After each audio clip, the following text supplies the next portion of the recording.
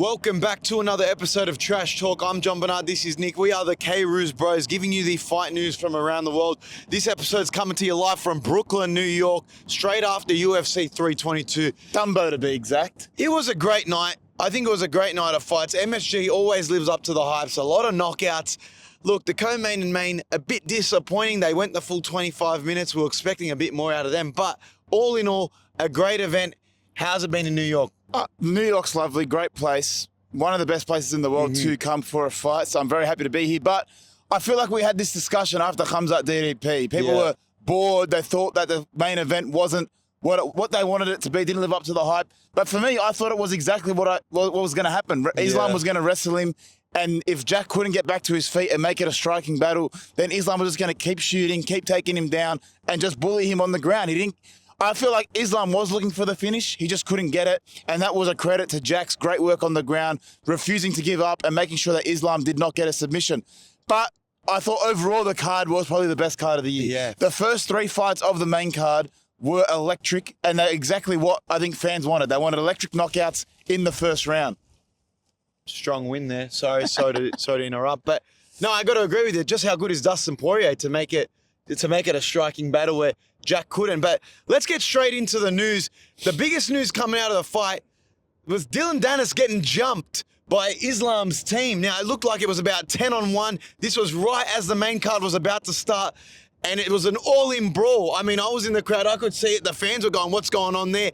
Dana White said he knew what happened straight away, but Dillon Danis versus the Team Khabib, Team Islam's Dagestani crew, and he was getting bashed. Well, Dillon Danis put out earlier in the week that he was in New York and that he was going to the fights. Now, any smart person thought if he's in the vicinity of anyone in Khabib or Islam's team, there was going to be a brawl. There were reports on Twitter, there were reports on social media that there was a brawl in the crowd, and instantly people like MMA Guru, even Dana White, said, okay, I know what this is. This is Islam's team versus Dillon Danis. Well, let's recap the fight. They were sitting near each other.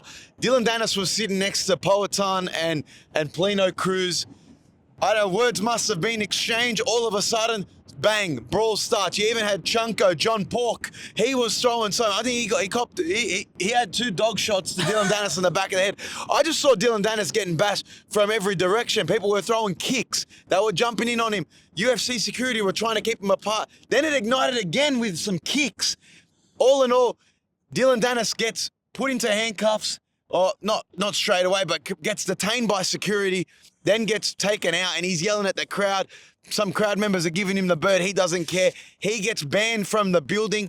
Dana White recapped the situation.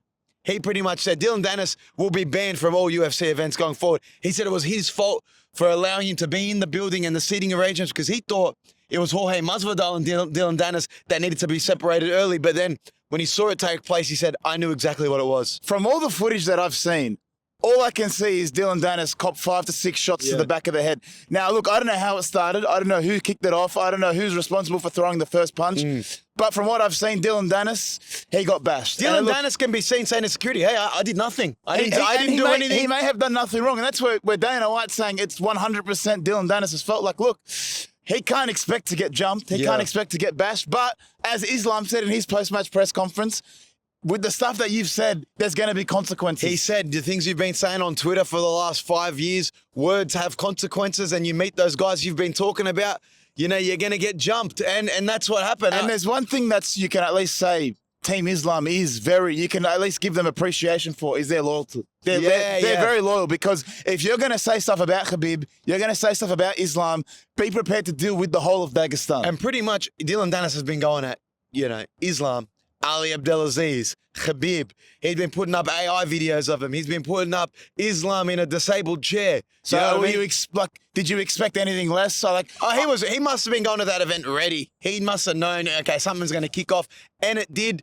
And I kind of feel sorry for him because he probably needed some more backup. That's all it was. Where was his backup? He had no one with him. It was 10v1. Where was Dillon Danis? Who did he come to the event with? Did he come by himself? Danis says he runs New York. Who came with you?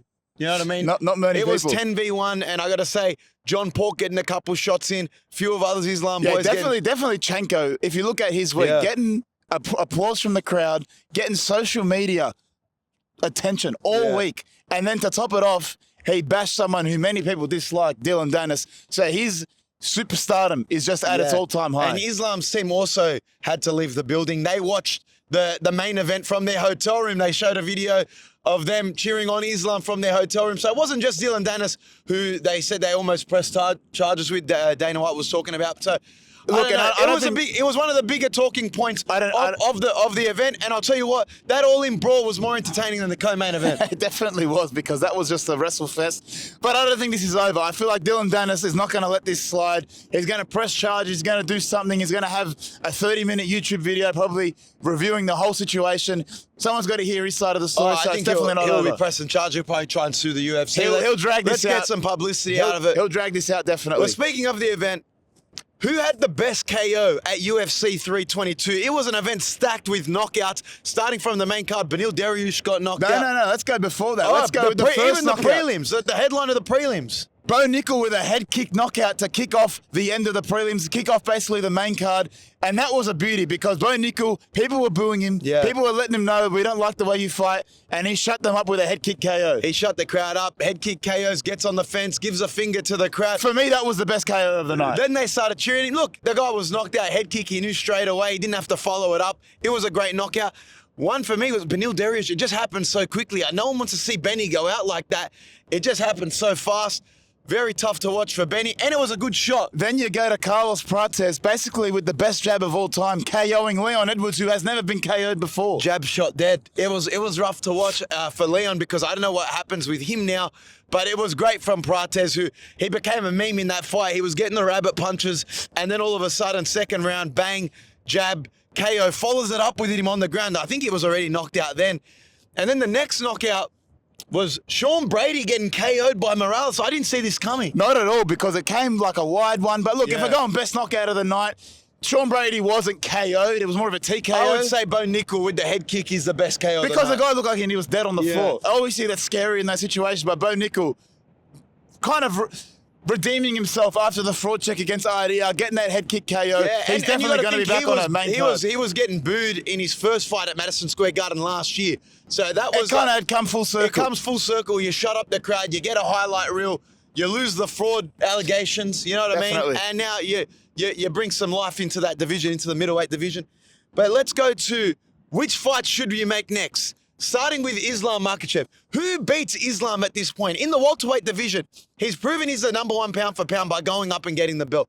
But I don't see any matchups that really test Islam in this division. I don't know who to make next. Islam has called for Kamaru Usman, and yes, that makes sense from a legacy standpoint. Yep. But who really is the biggest test? Because I think Kamaru Usman, with his style, would be the biggest test. Because I feel like someone like Shavkat maybe can be, but will he get a title shot next? He's been too inactive. He's talking a lot on Twitter, but the guy needs to start taking fights. He's been injured. That's why I think it's probably Ian Gary, if he beats Bilal, would be great, but I don't know if that sells as good as Kamaru Usman. So I think Kamaru Usman is the next way to go. They're both rep by Ali Abdelaziz. It makes good money. They can put that on the White House if they want. I think Kamaru Usman is next. Look, Carlos Prates is calling for the shot, and I understand where he's coming from because he says, I sell tickets, I put on a show. But if we're going on who makes the most sense for Islam, I feel like it's Ian Gary if he beats Bilal. If Ian Gary can beat Bilal, he kind of has the star power to kind of sell a card. He has the name value, and he has beaten people. He's beaten Carlos Prates. He would have beaten a former champion in Bilal. So I feel like Ian Gary or Kamaru Usman make the most sense for Islam. Okay, who does JDM fight next? Coming off a tough loss. Listen, he didn't get finished. He had some great scramble to get out of the wrestle at the end of the round. So he looks okay.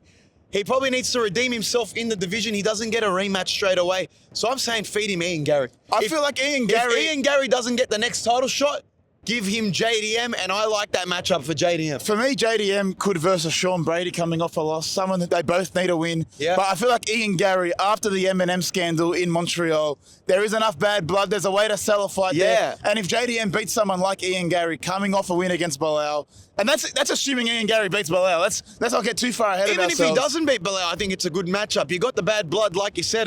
I don't even think that's Ian's son. You know what I mean? So I would like to see Ian versus JDM because I could get behind JDM in that fight personally. So, okay, now Carlos Prates, who had a highlight reel knockout. Who does he face next? I like the matchup against Morales. These are two young guys who are making a name for themselves in the division. Put them up against each other, next guy gets the title shot. I think that's great because it does put him like, okay, you beat the most dangerous guy in the division in Morales. But for me personally, I'd like to see him face JDM. I feel like that's a matchup. Two strikers. He's versing a former champion, and then from JDM's perspective, if you beat someone like Carlos Prates, who just knocked out a former champion in Leon Edwards, he just had a great matchup against Ian Gary. I feel like that makes the most sense because if you beat Carlos Prates, shoot you straight back up into championship conversations. And now Leon Edwards, 3 straight losses. This is tough. I'm going to be honest. I got nobody for him. Former champion. I don't know where he goes in this division. Like, it's very stacked in the top 5, top 6, all the way to 8. I think you give him someone like Joaquin Buckley, who just lost to Kamaru Usman. Other than that, man, look, I don't know where he goes in this division. Look, the problem is you don't want to give him anyone in the top 5 because I'm worried he actually would lose very badly.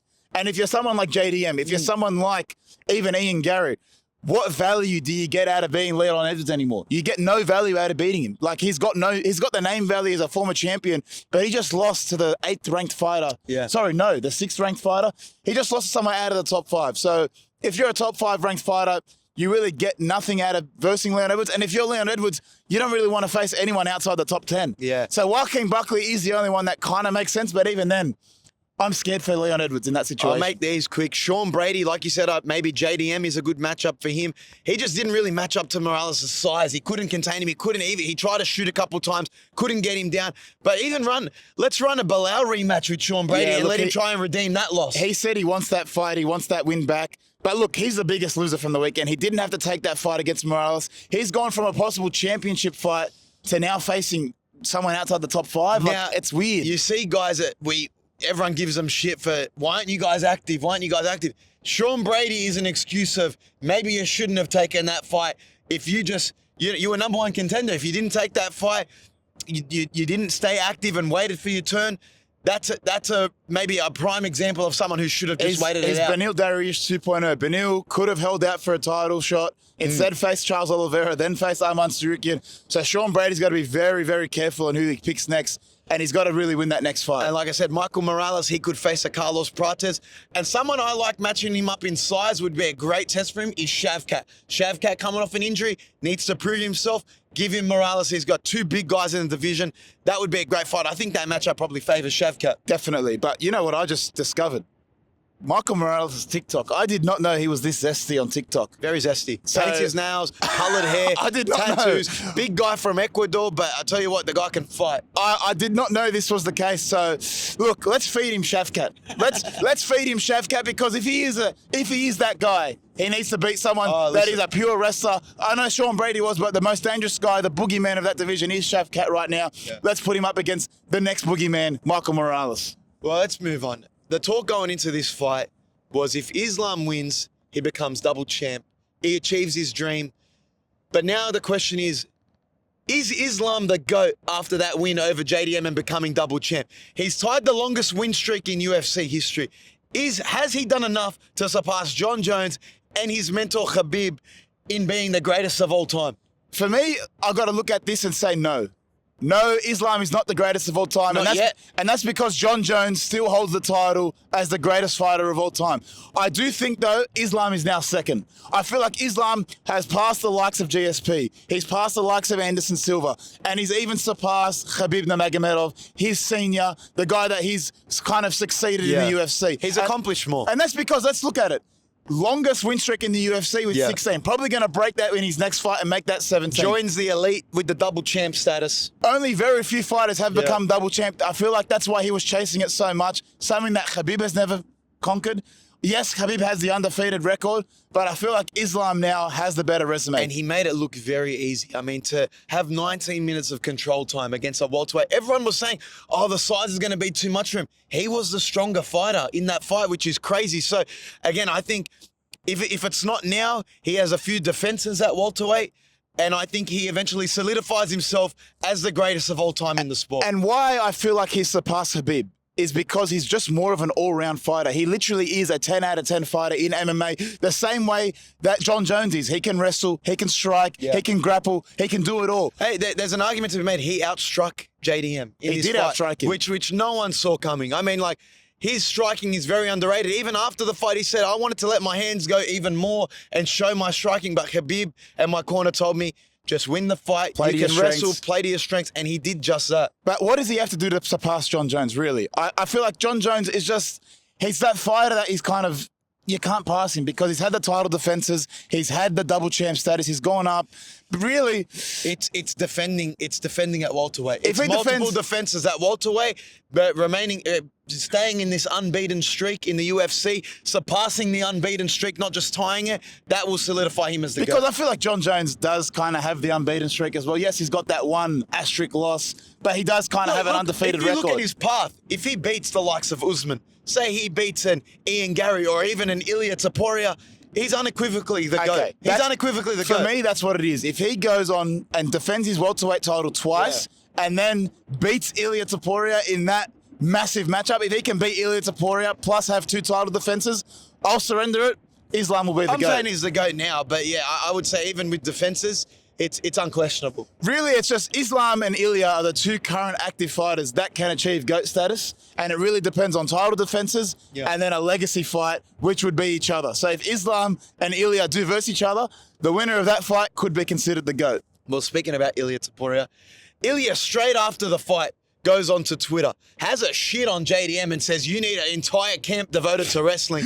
And then he says to Islam, the more I watch you, the more I'm convinced I will put you to sleep. He thinks he can take Islam's wrestling and handle that pressure of being taken to the ground. He'll be able to get up and it'd become that Dustin Poirier striking battle. But Ilya is very confident if this fight happens, he can beat Islam. Islam, in the post-match press conference and in the interviews after the fight, says, Ilya, let's go. Let's make it happen. I am ready. He even said, hey, Donald Trump, give me the White House. Open the White House. I'm coming. Look. But do you see Ilya versus Islam happening? Not for a while. Not at least till maybe 2027. I like that they're talking shit to each other. Because, look, Eddie's the fight to make. Dana White, Hunter Campbell, please make this fight happen. Yeah. Bilal, I hate you because this fight hasn't happened. Should have happened. The way Sugar Sean broke it down post-fight, Islam and Ilya are the 2 10 out of 10 MMA fighters in the UFC right now. Yeah. So if they faced each other, it could possibly be the greatest fight of all time because It'll be the most skillful. they nullify each other in every area. If Islam wrestles, guess what?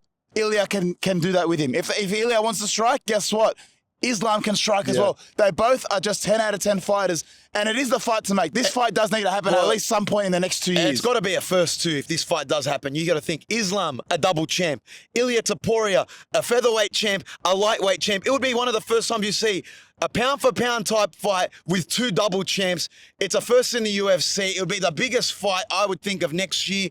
It's the fight to make. It definitely is. You're right. It'll be the first time ever. This will be a double champ versus a double champ, possibly with pound for pound number 1 on the line. Crazy. And possibly, you know what? Future GOAT on the line as well. There's so much that could be riding on this fight. You've got the wrestling. You got the 2 sides of Ilya versus Islam, Khabib versus Conor. It's like the reincarnated. You've got There's so Georgian versus the Dagestani Caucasus Mountains. You've got Christian versus Muslim. There's so much that can go into this fight. It's crazy. But look, to say that, I think the path to this fight is Ilya faces Paddy probably early next year. And Arman. Paddy's saying that he's ready for early next year. He's in camp right now. I think then he has to face an Arman Sarukian if he gets past Dan Hooker. Islam will go on to defend this title, and I think it's after 1 or 2 defenses, they finally make this fight. So if all goes according to plan, these guys are as good as they are. We eventually get this fight, hopefully next year at some point. That's why I feel like, look, both of them need to defend their title in their respective divisions right now. When's Islam's next fight going to be? Probably not till after March because we know Ramadan's around the corner. So we're going to go April, maybe May next year. Yeah. He might even hold off till the White House. Who knows who's actually going to be on that card? But the fact that these guys are calling each other out, it's exciting. Yeah. And look, Dana White might just pull the trigger and say, look, you know what, stuff Paddy Pimblett, stuff Shavkat, stuff Ian Gary. I want Ilya versus Islam as the next fight to make. So you never know. Everything's up in the air right now. Look, another thing I want to talk about is Craig Jones going 0-3. He has helped Volk out. Volk had a great showing against Islam. He helps JDM out in this camp. Again, takes another loss. Islam very humble. After the fight, he's joking with Australian reporters. He even told us, hey, guys, I love Australia. You know, I'm sorry for your guy. But he goes up to Craig Jones after the fight. Says, hey, thank you. Thank you. But look, come to Dagestan 2-3 years and maybe you'll figure us out. And Craig Jones said, hey, congratulations. It seemed like they were humble in defeat, JDM's team. They said they went and shook Khabib's hand. Craig Jones put it out on his Instagram. He said, maybe I will go to Dagestan and take you up on that offer. So I just don't see anyone, unlocking or beating this Dagestani era of fighting, this wrestle-focused fighting. Look, I want to give credit to Craig Jones. Yeah. JDM did not get finished. I feel like his whole game plan would have been, let's make sure you don't get finished. Let's get it back to the feet and strike. Maybe where you can say Islam was the better of them, or the Dagestani Sambo was better, was the control time and the fact that JDM couldn't get back to his feet. Yeah. But if you go back to the first Volk fight, that's Craig Jones winning 1-0. I'm sorry. Yeah. Volk didn't win that fight, but he did look very, very good going up in weight, going up against someone that is a designated wrestler. So Craig Jones, look, you can say 0-3. You can say maybe he got discovered, maybe got fraud checked, whatever. But I say he comes out still the better here. Well, listen, Islam has said, listen, the guy's never fought MMA. You can coach how to get up or, how to stop certain things, and he's jiu-jitsu focused. But I think, like Islam's team said after the fight, they're focused on the Das choke and how to escape the Das. And you heard Jack's team in his corner, you got to get up and try and throw something. And they spoke about the Das.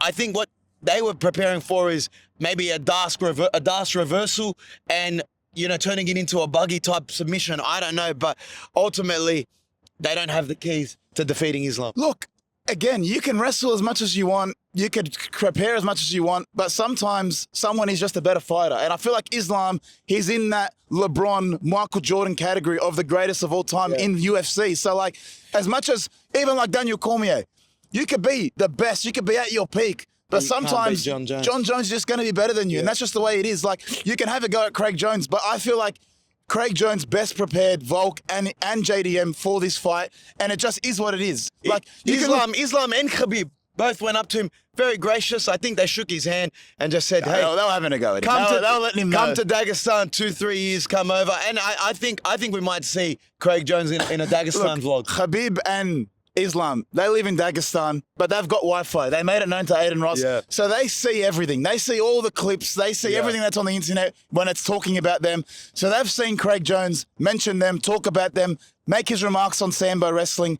So they wanted to let him know. It's all in the build-up of the fight. It's great banter. No, I'm saying, but they wanted to let him know, I think what Craig Jones even put out on his Instagram, it's friendly, it's competition. I like it. And I think, you know what? Maybe one day Craig Jones unlocks the keys. Maybe he goes to Dagestan and learn. If you can't beat him, hey, go join him and break him from within. Look, all I'm saying is, if I was going into a fight with a Dagestani wrestler, say Islam, I'm still employing the services of Craig Jones. I still want his input. He beat Bilal. He beat Bilal, and Bilal had that Dagestani training. He's not Dagestani. He's no Islam though, and that's what Saturday. And that was the difference. Yeah. Bilal and Islam are just not the same. Islam's a different level. Let's move on to boxing. Jake Paul versus Anthony Joshua is officially announced. December 20 in Miami. It's going to be on Netflix. This is going to be crazy because he's gone from having to fight Tank Davis to now fighting a heavyweight Anthony Joshua. And I'm sorry, if Jake Paul doesn't get knocked out, I don't know shit about boxing. No one knows anything about boxing. Well, Dana White gave his 2 cents as well. He said, look, I feel like everyone in this situation is going to get what they want. So Jake Paul, I don't know. Everyone gets money. Everyone's going to tune into the fight. Everyone's going to get to see Jake Paul getting knocked out. But the thing is... to all the people that have said Jake Paul has never fought a real boxer, this is not an exhibition fight. Yeah. This is a fight that will go on their record. This is a real boxing fight, and Anthony Joshua is a real heavyweight boxer. So to all the people that are hating on Jake Paul, he's calling you out. He's accepted a tough fight. This is crazy. It's crazy. Yeah. I feel like, look, Francis Ngannou probably would have made more sense, like former UFC fighter, still kind of a boxer.